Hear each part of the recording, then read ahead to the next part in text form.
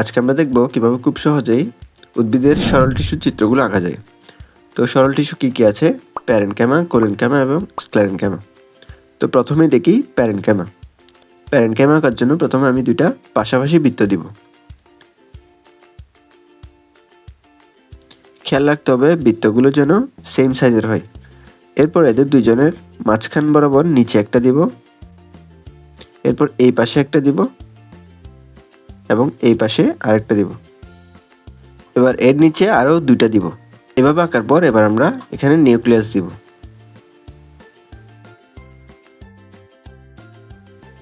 ব্যাস, আমাদের প্যারেনকাইমা আঁকা শেষ।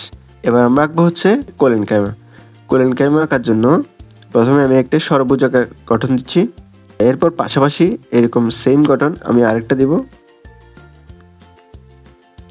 এবার আমি এই দুজনের মাঝখানে নিচে একটা দিব,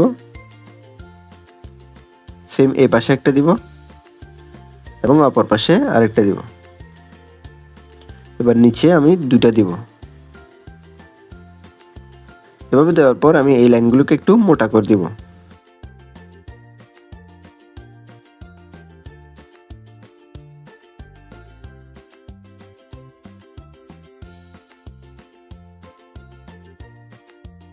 এভাবে দেওয়ার পর এবার আমরা এখানে নিউক্লিয়াস দিব। ব্যাস, হয়ে গেল আমাদের কোলেনকাইমা টিস্যু। এবার আমরা আঁকবো স্ক্লেরেনকাইমা। স্ক্লেরেনকাইমা আঁকার জন্য সেম এই গঠনটা এঁকে নিব। প্রথমে একটা ষড়ভুজ আকৃতির গঠন, সেম এর পাশে আরেকটা, নিচে একটা, এর দুই পাশে দুইটা এবং নিচে দুটো।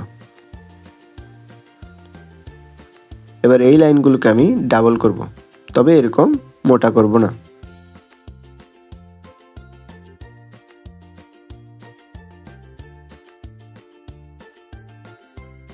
এবং এখানে কোনো নিউক্লিয়াস দিব না। তো আমাদের তিনটা টিস্যুর চিত্র আঁকা শেষ। তো আসলে এবার আমরা চিহ্নিত করি।